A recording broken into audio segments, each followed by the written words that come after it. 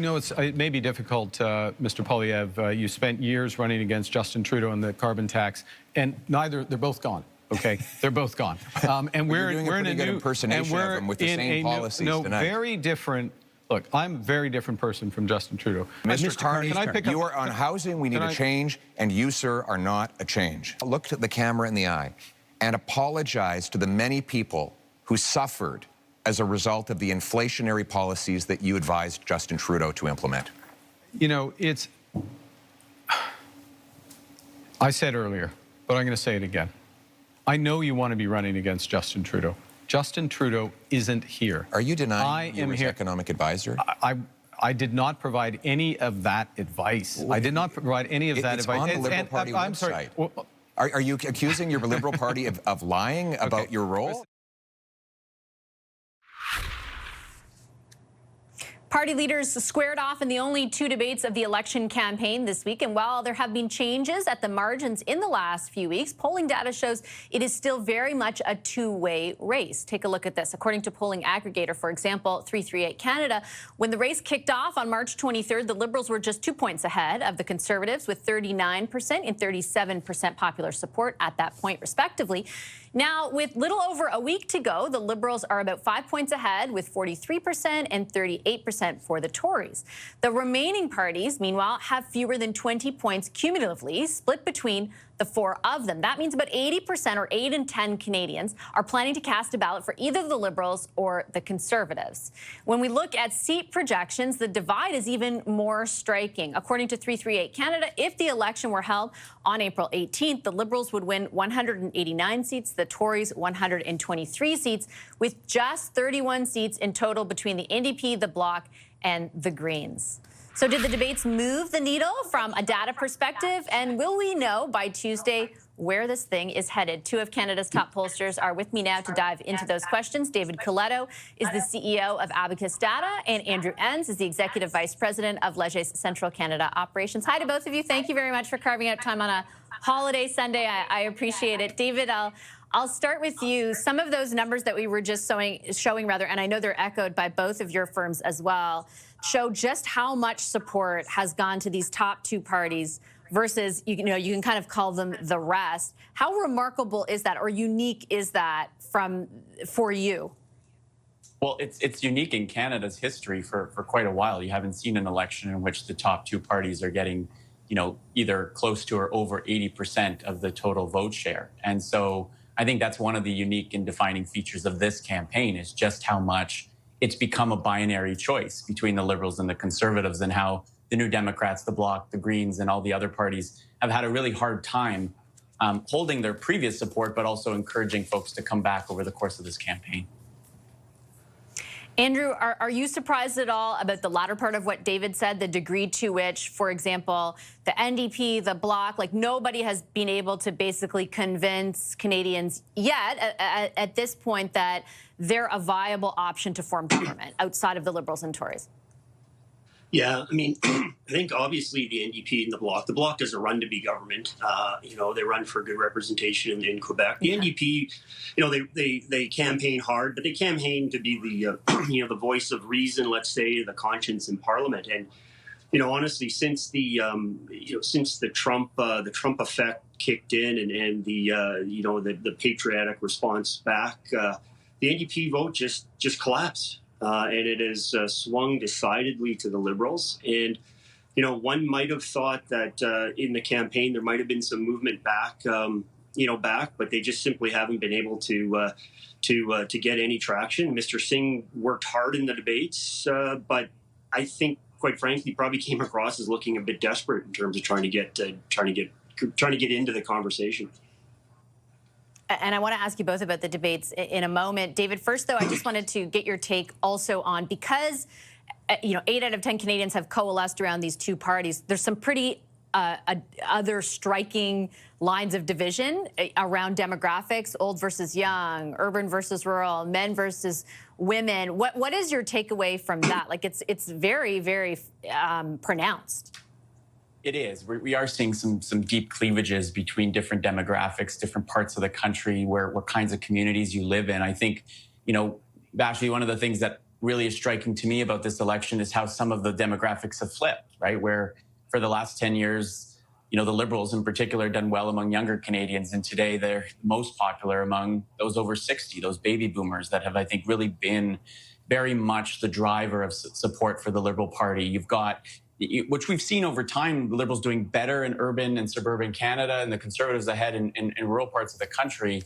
But because you've had that consolidation happening, you now have the Liberals being able to compete in parts of this country that they haven't been for some time, like on Vancouver Island and Victoria, because they're leading among older Canadians, communities that are a little bit older on average are now much more in play. And so those that demographic shift has sort of opened up the map a little bit to the Liberals and allowed them to now compete in parts of the country that Justin Trudeau just never could in any of the elections that he last contested. Andrew, it still remains like a very east-west thing as well, though. The Liberals are certainly more competitive than they have been in prior elections in certain parts, but it looks like the Conservative bastion of support remains, for example, in the Prairies. Do you see any, I guess, significant change in that over the next week? Or no, I mean, I think you're going to see the Conservative Party do very well in Alberta, Saskatchewan. I think in Manitoba, there may be a couple of competitive seats in the city of Winnipeg, but rural Manitoba will continue to go quite blue.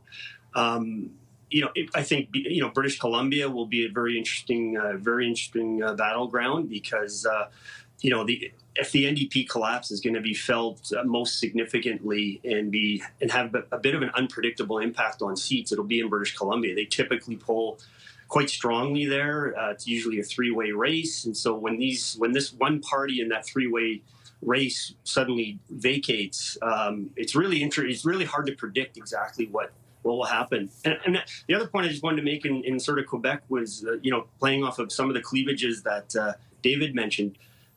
We've got a situation that we haven't seen in quite some time where a Federalist Party is going to actually do significantly well in Quebec. I mean, the Liberals currently in our Leger polling 40%. I don't think we've seen a Federalist Party compete that well in Quebec since probably could be the free trade election in 1988. And it's quite interesting what's happening here. As David pointed out, there's lots of movement. Yeah, the dynamic of the external threat has made a big difference external threat to Canada has made a big difference in Quebec.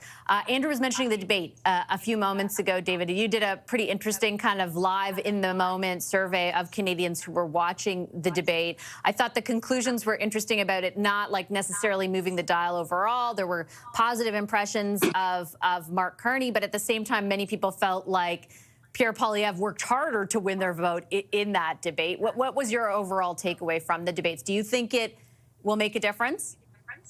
Well, I mean, the immediate reaction to the debate, I think, was very much a draw for both Mr. Carney and Mr. Poilievre, right? They were both generally well-liked. People thought they did a good job. When we asked people, who did most to win your vote, Poilievre came out slightly ahead of Mr. Carney, but not to an extent that, you could really say that one person really won that debate. Jagmeet Singh didn't do very well because we had seen in the last elections, both in 2019 and 2021, he performed, better, I think, than people thought, and he was able to connect. I don't think that happened this time. I don't see evidence yet in any of the polls that, the NDP has some momentum. So by all accounts, and I think it still takes time. This poll was done literally the night of the debate, and as families gathered over the weekend, as you saw clips from that debate, we'll see whether that initial reaction is the concluding one.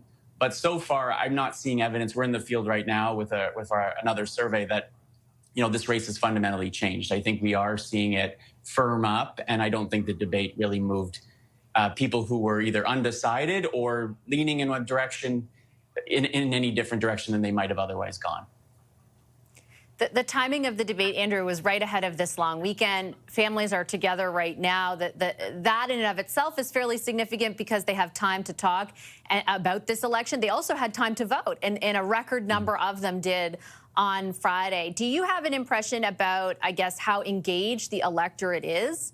And second of all, do you think that by early next week, the trend lines that you have seen so far or that may exist at that point will kind of be there to stay through Election Day?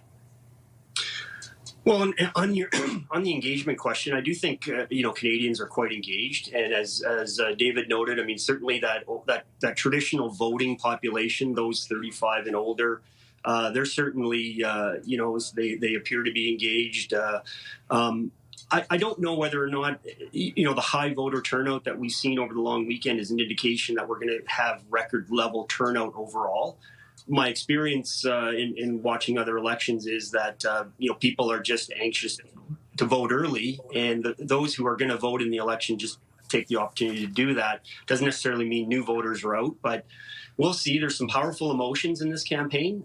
You talked about sort of defending Canada. There's a change factor, so there's some really strong emotions to get people out to vote for the parties. In terms of what's going to happen, I think the long weekend is interesting. I think if anything, it's a bit of it's a consternation for folks like David and I who like to get in and do polling over the long weekend and get all sorts of results. And it's hard because people are kind of off the channel, off the radar a little bit. So we'll see when we come back in and we'll get some sense. I think I don't expect big movement, but if there's a bit of softening and it doesn't take much, and the races are now all about get out the vote and shoring up places and looking for those opportunities. So it'll be a frantic kind of last week, and we'll see where things are in probably a little over a week from now.